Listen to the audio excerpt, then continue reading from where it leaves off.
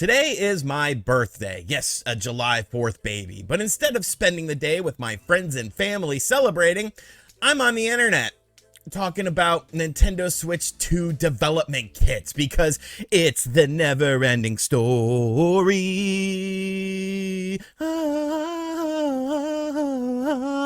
No, I'm actually filming this the night before, but I wasn't even going to make this video. I already had a video lined up for today. It was kind of like a little special video, but no. People keep hitting me up. RGT, did you see the news? RGT, why haven't you talked about it yet? And there's a reason why I haven't talked about it yet.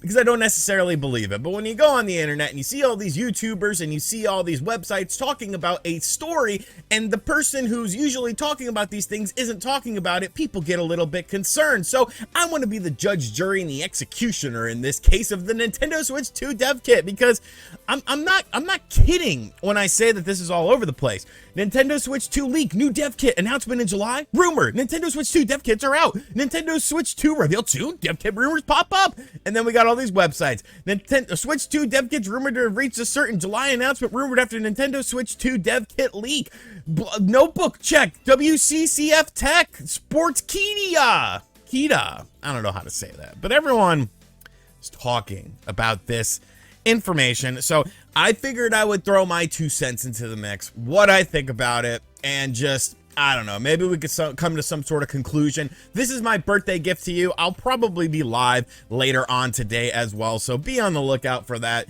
It'll probably be on the secondary channel, but here's what we're going to use. We'll use good old Reddit gaming leaks and rumors because they've actually done a good job of basically putting everything together. So we have a Spanish video liked by unveiling says how they're using the Pro controller with the dev kit, not the controllers, because they don't want it to leak under any circumstances. The gist of it is that a Spanish study already has the kit in, meaning like a Spanish publisher or developer, in the face of policies Nintendo secrecy. It's a boost in their relations and indicates they are in the last phases prior to presentation of the console. So basically, what is being said is that there is a company in Spain that has their hands on a Nintendo Switch dev kit. Now, we have this individual who made the video. First and foremost, sir, great hair. Look at me with this.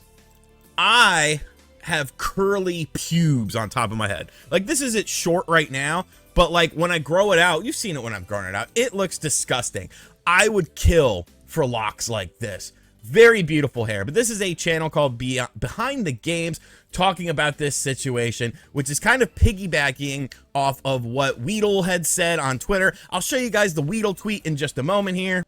So they're saying stuff about Metroid Dread back in 2020. So this is what's sort of leading people to believe this person knows what they're talking about, because there could be a new 2D Metroid for the Switch coming. But it's kind of like, I mean, okay, like that wasn't completely outside the realm of possibility, of course, considering the fact that Metroid Prime 4 seemed like it was quite a ways away, and the fact that Metroid Dread was an internal name that we had heard for a Nintendo DS game many moons ago. So while it's an accurate estimation, I don't think it's outside of the realm of possibility to where it's like it would be so off the wall that nobody would necessarily believe it. There are things that are talked about, there are things that are rumored, there are things that are leaked that sound so off the wall that nobody would believe it. Like when Deadly Premonition was announced as coming to the Nintendo Switch during one of those E3 presentations, I had someone tell me that it was going to be there, and I was like, no, that makes no sense. Nobody cares about Deadly Premonition, but lo and behold, the game ended up on the Switch. And then here is the development kit sort of thing. It's here in Spain.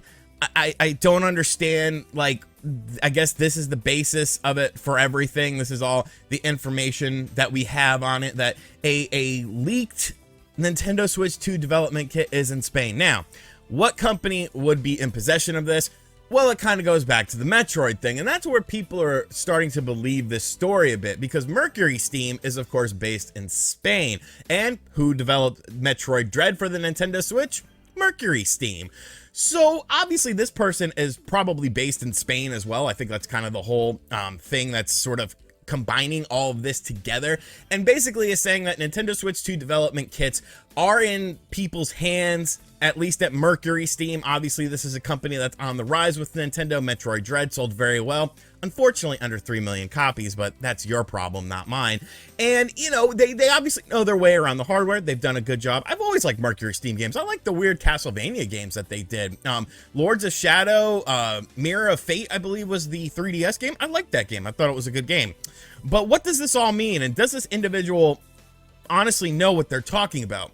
I have to go back to what I just said about the Metroid Dread situation, because to me, Metroid Dread is a safe guess. Okay, it's something that you could say they've redesigned it from the DS version of the game, because there's obviously going to be a gap between when Metroid Prime 4 comes out. The people that were saying Metroid Prime 4 was going to come out sooner rather than later, they were idiots. Like, at the end of the day, you could just see the writing on the wall with this situation. So they would have to do something to sort of supplement it to make Metroid fans both happy and keep people interested in the franchise, so that Metroid Prime 4, which has obviously undergone a bunch of development changes, including studios, you have to keep those fans happy, and you have to keep people's minds reminded of Metroid. You could do the, you know, the Switch Online stuff, but that's not really quite enough. So a safe guess would be to say, you know, I heard they're bringing back Metroid Dread, and that's going to be a thing. And then, of course, it ended up being a thing.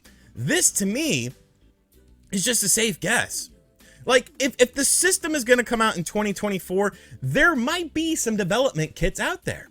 Like, that's just a factual thing. If it's coming out in 2025, they probably don't have the development kits quite yet. But development kits aren't even necessarily indicative of hardware that's coming up right around the corner. Like, yeah, you would think that if a company has a development kit, something is happening. But if Mercury Steam is working closely with Nintendo, and maybe Nintendo wants them to have a launch title, like a Metroid Fusion remake or some sort of game like that, a 2D Metroid game, they obviously would have the system first. They would be one of the first companies to have it, because they need time to work on this game that's supposedly working on the Nintendo Switch's successor. It would just make sense. So if Mercury Steam has a Nintendo Switch 2 development kit, I wouldn't be surprised. If Mercury Steam does not have a Nintendo Switch 2 development kit, I wouldn't be surprised. Like, I don't get why this is concrete evidence of them having something. And somehow, some way, this all translates into a July reveal for the system. What are we doing here?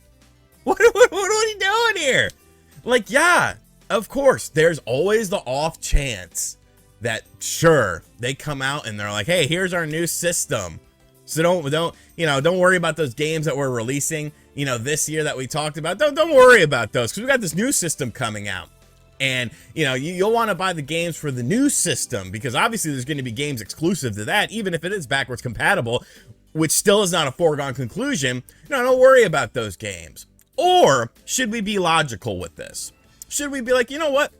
There's a chance that some development kits are out there. There's a chance that people are working on Nintendo Switch 2 or whatever the successor's games are called, whatever the system is called. Yes, there's a chance of it.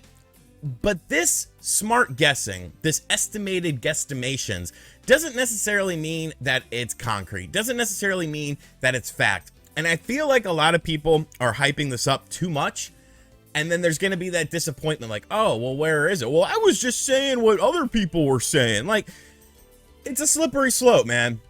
At the end of the day, I don't think that this means anything. If they have a development kit, I can't talk. If they have a development kit, great. If they don't have a development kit, great. It means nothing on the consumer level, at least right now. And that's really all there is to it. Like, I don't understand why this was such a big topic and why so many people were talking about it, but that's just my stance on it. It's not the glamorous stance. It's not the one that you probably wanted to hear. You probably wanted me to feed you with lies and hype you up.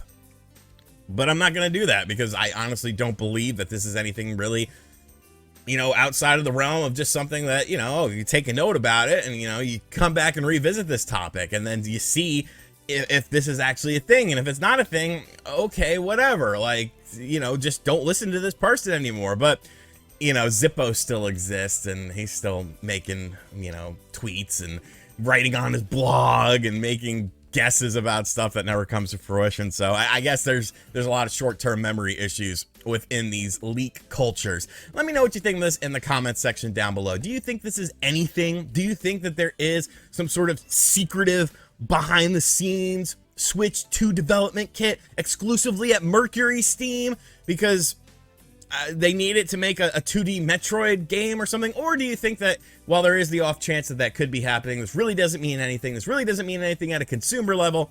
And really, that's what 95% of us should actually care about. And as always, guys, thank you for checking out this video. Like I said, today is my birthday. I will be live on the second channel at some point in time. Make sure you guys check out the second channel. We debuted RGT's 85's Retro Stash on there, where I just talk about random video games and Brett edits the videos. Those videos are doing pretty well, so thank you guys for the support. And as always, if you are new to this channel, be sure to hit the subscribe button, like, comment, share, hit the bell as well, and I'll catch you guys on the next video. Later.